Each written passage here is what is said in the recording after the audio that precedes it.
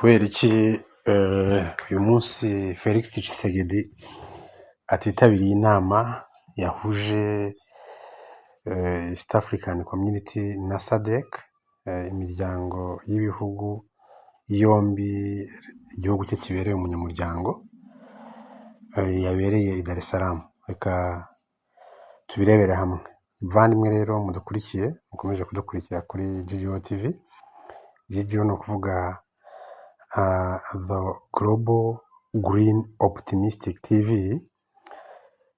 Mu by'ukuri channel yacu yitwaga UGN TV, Universal Green Businesses, ariko twayihinduye izina tuyita the Global Green Optimistic TV.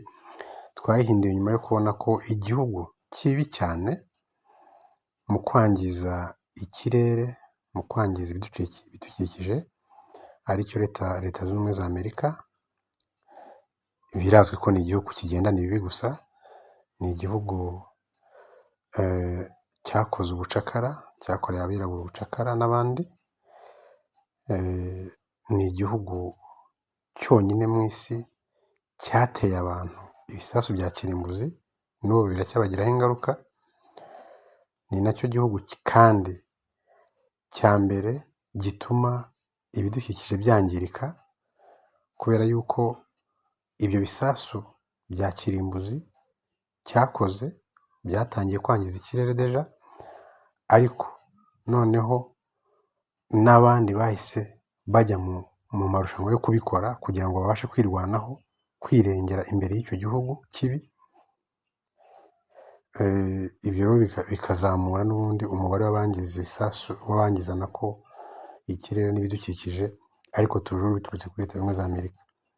Intwaro zose zikorerwa muri iyi si, ibintu byinshi bikorerwa muri iyi si bituruka muri leta zunze za Amerika bikagera ahandi, ariko abandi bakabikora bagamije kwivuna leta zunze za Amerika. Icyo gihugu nicyo rogiye uruhare mu kwangiza no mu guhungabanya ikirere, ariko noneho cyandikwiye mu masezerano yo kugabanya ibyuka bihumanya ikirere. Twebwe rero twavuze tuti noneho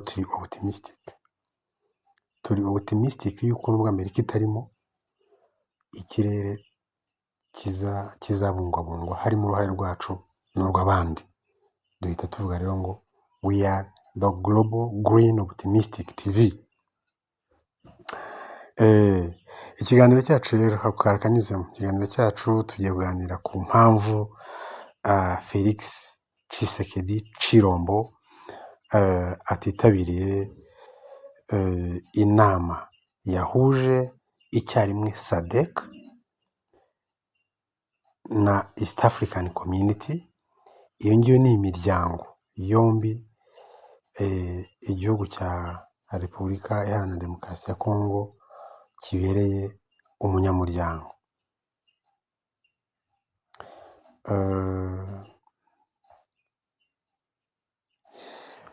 Wakwibaza ari impamvu abantu bakomeye, ibihugu byinshi bihurira hamwe bije kwiga ku kibazo cya leta ku kibazo cya Repubulika Iharanira Demokarasi ya Kongo, hanyuma nyiri icyo gihugu wirwa atabaza amahanga, anavuga yuko amahanga nta kirimo kubikoraho, akaba atitabiriye.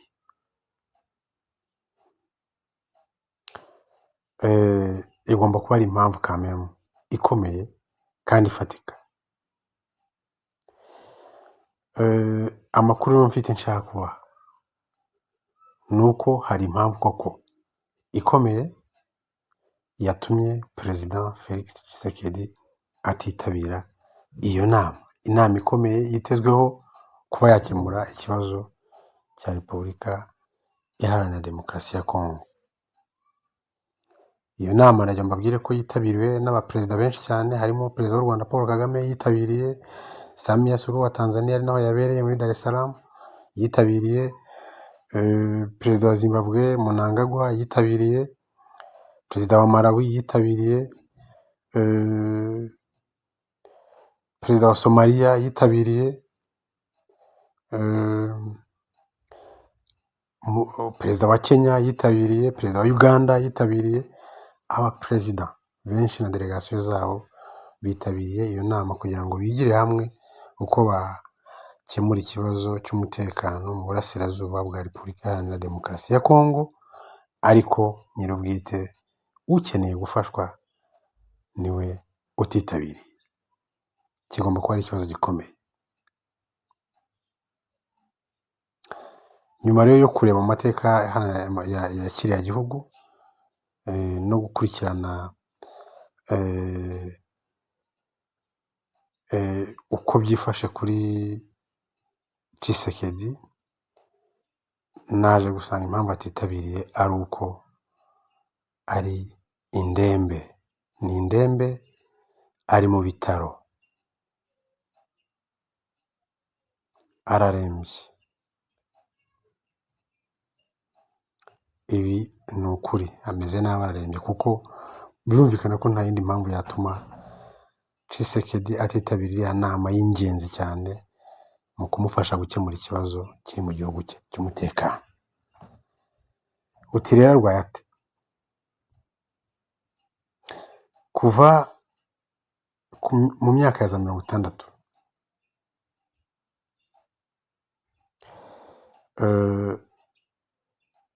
umuperezida wayoboye igihugu cya Zaire cyangwa Kongo Kinshasa cyangwa Repubulika Iharanira Demokarasi ya Kongo ari muzima, atari indembe, nta nubwo yigeze agira title ya perezida, yari premier ministre, n'uwo bita Patrice Emery Lumumba. Izina nyaryo ni Lumumba, ayo mazina yandi ya Patrice Emery ni amazina micanyi, ari no mu yatumye apfa. Izina ni Lumumba rero. Niwe wenyine wayoboye ari muzima. Ndibuka umunsi umwe ubwo yari mu ndege bagiye i Katanga, hari ikibazo cy'uko bashaka gutandukana na Zaire kikaba igihugu kwacyo. Ibi byari bishyigikiwe n'Ababiligi n'Abanyamerika, kuko ni ahantu hari amabuye y'agaciro menshi. Bagira ngo rero iyo ntara yibera igihugu kwacyo babone uko bayegisipuruwata, kuko babonaga yuko Lumumba afite amatwara atazatuma biba kiriya gihugu. Bari mu ndege bajyaho gukemura icyo kibazo, kugirana inama n'abaturage n'abandi bayobozi baho, uwo bita Joseph Kasavubu wari perezida.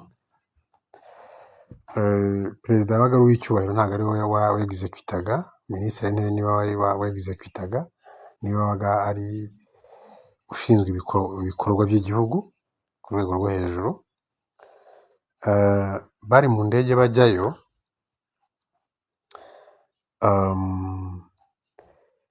Joseph Kasavubu yabwiye Lumumba, Joseph Kasavubu nawe yari arwaye ari indembe, nawe yabwiye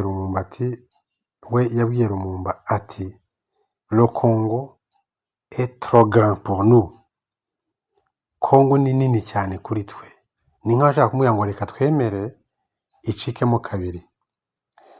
Hanyuma Lumumba kuko yari muzima, ari mutaraga, yaramusubije ngo le Congo est grand, il nous exige de la grandeur. Kongo ni nini, biradusaba natwe kuba banini. Yashaka kuvuga ko banini mu miki, mu mitekerereze. Yashaka kugira ibitekerezo byagutse, icyo bita to think big, nk'uko His Excellency Paul Kagame yakunze kubivuga. Ariko babonye Abanyamerika n'Abanyaburayi babonye Kongo igiye kuyoborwa n'umuntu utarapfuye ahagaze, hanyuma bahitamo kumwica burundu. Bashyiraho Mobutu Sese Seko Kuku Ngwendo wa Zabanga, wayoboye Kongo imyaka myinshi asinziriye ari muri koma, yibereye mu bitaro i Burayi, tubona ikibiri cye hariya muri Kongo, ariko roho ye iri mu icupa ahantu mu Bubiligi no mu Bufaransa no muri Amerika, hari igipfu kibereye aho ngaho. hanyuma rero n'abandi bamukurikiye bose kugeza kuri uyu munsi kuri Tshisekedi we ukabije gusinzira kurusha abandi niko bameze. Tshisekedi rero impamvu atitabiriye inama nuko asinziriye, ari muri koma, ararembye, nubwo mumubona hariya hakurya muri Congo roho ye irasinziriye, isinzirijwe mu bitaro byo mu Burayi, ari ahantu mu icupa, nta gitekerezo na kimwe afite, arahacecekerwa. Niyo mpamvu mubona we na minisitiri w'ububanyi n'amahanga we barira nk'ibitambambuga bavuga ngo M23 umutwe w'inyeshyamba, bavuga ngo u Rwanda igihugu Zaire ku by'inshuro 89 ngo babazengereje, ngo baturenzeho mu gisirikare. Can you imagine? Biriya bigaragaza abantu bari muri koma, ibitekerezo byabo biri muri koma. Tshisekedi iyo aza kuba atari muri koma yari kwitabira iriya nama, agafesinga His Excellency Paul Kagame, kuko niba ashinja ngo yaramuteye, akamufesinga bakarebana,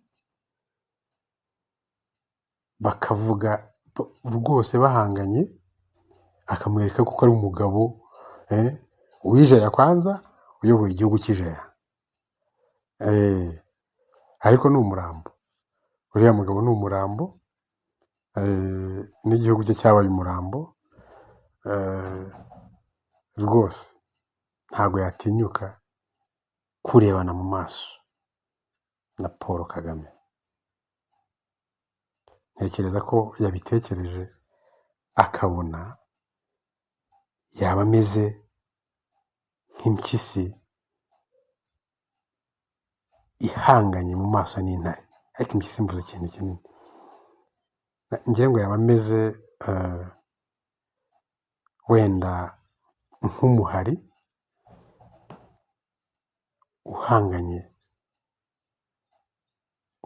uhanganye n'intare mu maso barebana. Ntekereza ko ariko yabitekereje kubera umugono yibereyemo.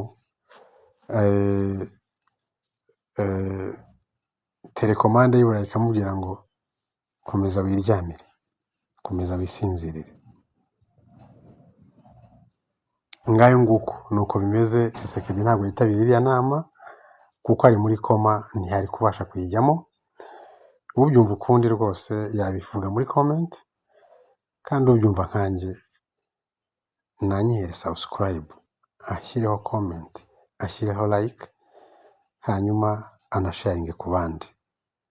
Ndabashimiye.